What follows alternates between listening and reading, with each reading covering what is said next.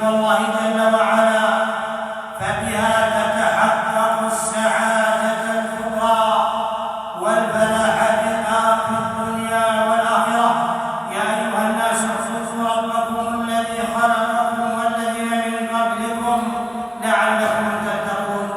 عباد الله، سعادتنا وعزنا وصلاحنا ونجاحنا باتباع القرآن العظيم، فهو الهادي لكل طريق قويم يضيء لنا المسالك ويفتح لنا المدارك ويحقق لنا الخيرات والمصالح. فما أجمل أن نعيش لحظات في ظلال كلام ربنا نتدبره ونتأمل عظاته ونعمل به،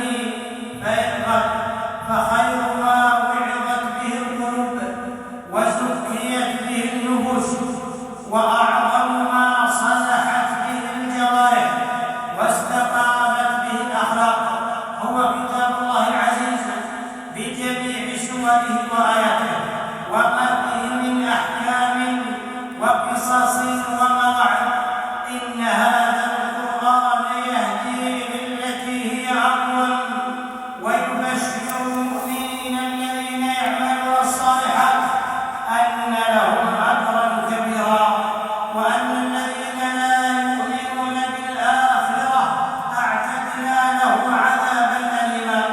أيها المسلمون، نقف اليوم مع آية عظيمة، آية طالما سمعناها على المنابر وختم بها الخطباء مواعظهم، وكانت مسك الختام لخطبهم، جمعت مكارم الأخلاق واستوفت محاسن الأعمال، فأمرت بثلاثة أمور لا يصلح شأن الإنسان إلا بها، ونهت عن ثلاثة أمور هي أسس الفساد، فهي حقيقة بأن يتدبرها المسلم ويتأمل معانيها ويعمل بها في كل شؤون حياته ويضبط بها حركاته وسكناته ليحصل كل خير ويسلم من كل شر. إنها قول الله جل وعلا: إن الله يأمر بالعدل والإحسان وإيتاء ذي القربى وينهى عن الفحشاء والمنكر والبغي يعظكم لعلكم تذكرون. إنها آية عظيمة المعاني، جمعت مكارم الأخلاق ومحاسن الأعمال، تستوجب منا الوقوف عندها والاتعاظ بتوجيهاتها والعمل بمدلولاتها لتكون نبراسا لحياتنا ومنهاجا لسلوكنا لنسير وفق توجيهاتها وعلى ضوء مبادئها وقواعدها ومقاصدها. لقد تضمنت هذه الآية الكريمة أصول الخير فأمرت بها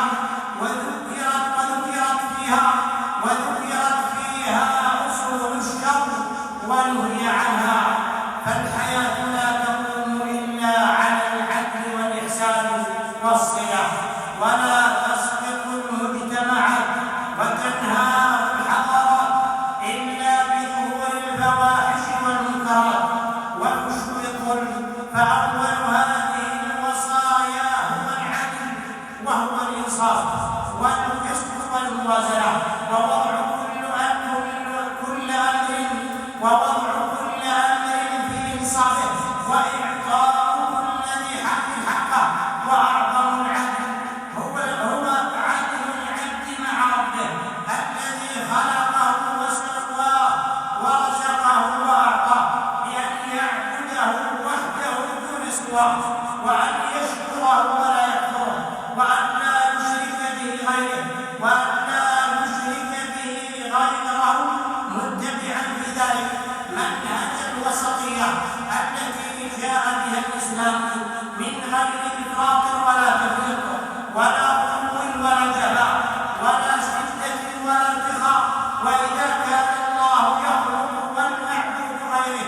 ويرزق المشكور سواه، فإن ذلك هو أعظم الظلم وأجمعه. قال سبحانه: إن الشرك لظلم عظيم. ومن العدل بالعبادة أيها المسلمون ترك المحرمات كلها وفعل الواجبات بقدر الاستطاعة، وأعظم ذلك أداء الصلوات الخمس وإقامتها كما أمر الله وعلى وفق ما شرع، وإيتاء الزكاة الواجبة، وصوم رمضان وحج البيت، وفعل الطاعات وترك المحرمات. فمن ترك الطاعة تساهلا وبالغ في المعصية تماديا فقد ظلم نفسه. قال الله جل وعلا عن قوم من العاصين: وما ظلمونا ولكن كانوا أنفسهم يظلمون.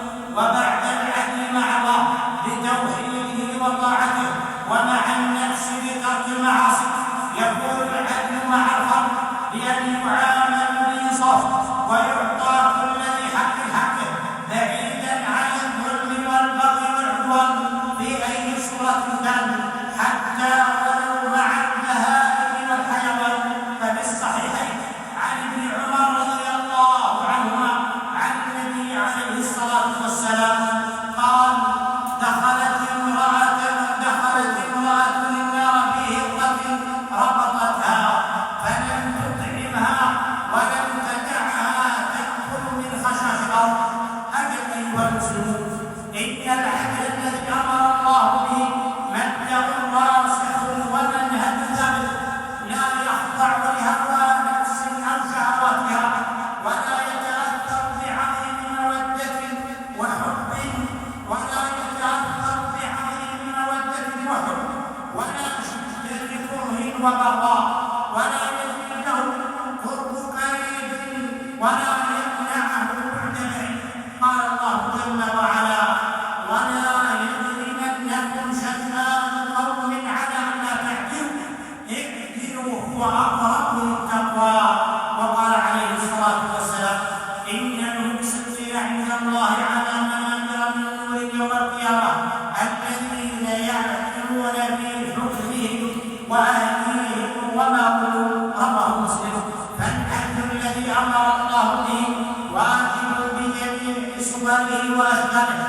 وأما الوصية الثانية فهي الإحسان، وهو التجويد والإتقان والإتيان بكل عمل مشروع على أكمل وجه وأتم صورة، وهو أنواع وأشكال، منه ما يكون واجبا ومنه ما يكون مندوبا إليه مرغبا فيه، ويشمل علاقة العبد بربه وعلاقته بنفسه وعلاقته بمن حوله، فيحسن بعبادة ربه بأن يعبده كأنه يرى، فإن لم يكن يرى الله فيعبده عبادة من يعلم علما يقينا، لأن الخالق تبارك وتعالى يراه ولا يخفى عليه شيء من أمره. ومن الإحسان مع الله التقرب إليه بما يحبه من المندوبات والحرص على التزود من نوافل العبادات. ثم يأتي بعد ذلك إحسان المرء إلى كل من حوله فيحسن إليهم بقوله وفعله، فيقابل الخير بأكثر منه والشر بالعفو عنه. قال تعالى: وقولوا للناس حسنا. وقال جل وعلا: ادفع بالتي هي أحسن. وقد أمر الله بالإحسان حتى مع الحيوان.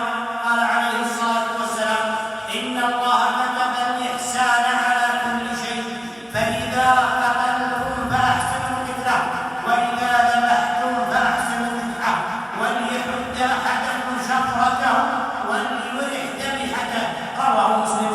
ومن أعظم الإحسان مع الناس صلة الأقارب وبرهم وإكرامهم والشفقة عليهم ورحمتهم والصبر عليهم وتحمل الأذى منهم. قال سبحانه: فهل عسيتم إن توليتم أن تفسدوا في الأرض وتقطعوا أرحامكم أولئك الذين لعنهم الله فأصمهم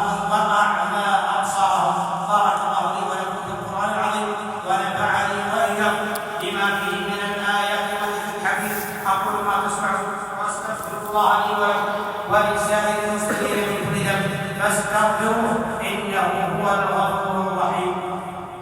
الحمد لله على إحسانه والشكر له على توفيقه وامتنانه، وأشهد أن لا إله إلا الله وحده لا شريك له، وأشهد أن محمدا عبده ورسوله صلى الله عليه وعلى آله وأصحابه وإخوانه ومن تبعهم بإحسان إلى يوم الدين. أما بعد، اتقوا الله تعالى وأطيعوه ولا تعصوه. يا أيها الذين آمنوا اتقوا الله ولتنظر نفس ما قدمت لغد واتقوا الله إن الله خبير بما تعملون. أيها المسلمون، وبعد أن أوصى الله بالعدل والإحسان أمر بإيتاء ذوي القربى، وإيتاء ذوي القربى هو صلة الأقارب وبرهم والإحسان إليهم، وأعظم ذلك هو الإحسان إلى الوالدين وبرهما، ثم بر الأقارب الأدنى فالأدنى. فقال تعالى: وقضى ربك ألا تعبدوا إلا إياه وبالوالدين إحسانا. وقال جل وعلا: واعبدوا الله ولا تشركوا به شيئا وبالوالدين إحسانا وذي القربى واليتامى والمساكين والجار ذي القربى والجار الجنب والصاحب بالجنب وابن السبيل وما ملكت أيمانكم إن الله لا يحب من كان مختالا فخورا. عباد الله، هذه هي أصول الخير التي أمر الله بها في هذه الآية: عدل وإحسان وصلة لذوي القربى. ثم نهى الله بعد ذلك عن وصول الشر، فقال جل وعلا: وينهى عن الفحشاء والمنكر والبغي يعظكم لعلكم تذكرون. فكما أمر الله جل وعلا بأصول الخير ومبادئه، فقد نهى عن وصول الشر ومنابعه، فنهى عن الفحشاء والمنكر والبغي.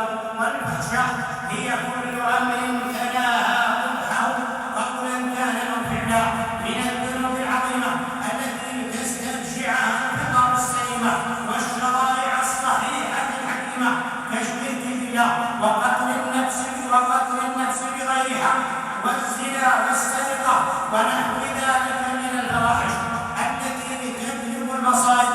وأما المنكر فهي المعاصي والسيئات وكل ما فيه مخالفة لأوامر الله جل وعلا وأوامر رسوله صلى الله عليه وسلم. وأما ثالث ما نهى الله عنه فهو البغي، ويشمل الظلم بجميع صوره، وأعظمه الشرك بالله. ثم تجاوز الحدود بالتعامل مع الخلق بالاستعلاء عليهم والتبختر والتجبر والتكبر أو العدوان عليهم بدمائهم وأعراضهم وأموالهم. قال صلى الله عليه وسلم: كل المسلم على المسلم حرام دمه وماله وعرضه. رواه مسلم. ويقول جل وعلا: يا أيها الذين آمنوا لا تتبعوا خطوات الشيطان ومن يتبع خطوات الشيطان فإنه يأمر بالفحشاء والمنكر. فالحذر من خطوات الشيطان، والندعو إلى الرحيم بالرحمن والمخلص له العمل والمقيم الصلاة، فإن ذلك من أعظم ما يحمي العبد ويمنعه من الوقوع في الفحشاء والمنكر وينهاه عنها. ولنجتنب الظلم والبغي والقطيعة، فإن الله جل وعلا بالمرصاد لمن بغى وتجبر وتسلط واعتدى أو قطع رحمه ولم يحسن إليه. قال سبحانه: اتل ما أوحي إليك من الكتاب وأقم الصلاة إن الصلاة تنهى عن الفحشاء والمنكر. فاتقوا الله أيها المسلمون واعملوا صالحا وأحسنوا فإن الله يحب المحسنين، وجاهدوا أنفسكم على ذلك يكن الله معكم. فهو القائل: والذين جاهدوا فينا لنهدينهم سبلنا وإن الله لمع المحسنين. وافعلوا الخير جهدكم وطاقتكم واتركوا الشر واجتنبوه، فإن الله لا يظلم الناس شيئا. فمن يعمل مثقال ذرة خيرا يره ومن يعمل مثقال ذرة